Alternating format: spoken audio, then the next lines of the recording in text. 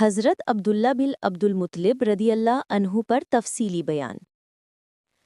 الحمدللہ الذی شرفنا بنبیہ الکریم والصلاة والسلام علی سیدنا محمد خاتم النبیین وعلی آلہ وصحبہ اجمعین۔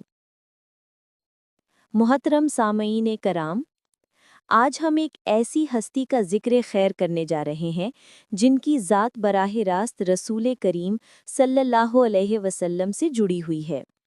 یہ وہ خوش نصیب شخصیت ہیں جن کے بطن سے سید المرسلین، فخر موجودات حضرت محمد مصطفیٰ صلی اللہ علیہ وسلم دنیا میں جلوہ گر ہوئے۔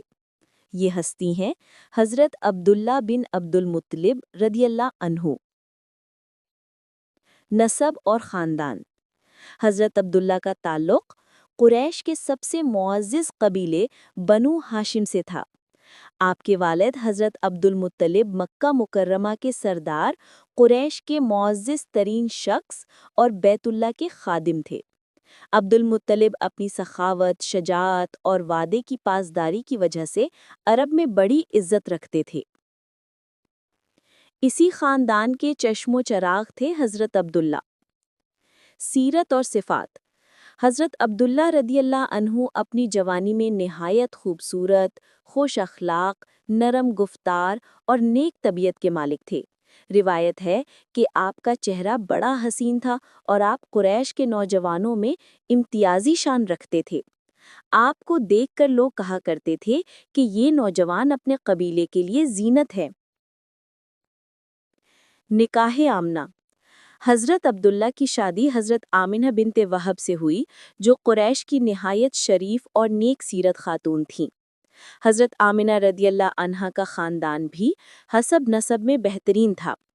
اس مبارک نکاح کا ثمرہ یہ ہوا کہ دنیا کو سب سے بڑی نعمت ملی، یعنی رحمتاً للعالمین سیدنا محمد صلی اللہ علیہ وسلم کی ولادت ہوئی۔ یہ ہستی ہیں حضرت عبداللہ بن عبدالمطلب رضی اللہ عنہ۔ وفات۔ اللہ کی مشیت کچھ اور تھی۔ ابھی حضور صلی اللہ علیہ وسلم پیدا بھی نہ ہوئے تھے کہ حضرت عبداللہ کا وصال مدینہ منورہ میں ہو گیا۔ آپ تجارتی سفر کے دوران مدینہ گئے اور وہیں بیمار ہو کر انتقال فرمایا۔ آپ کی عمر صرف 25 سال تھی۔ آپ کو جنت البقیع میں سپرد خاک کیا گیا۔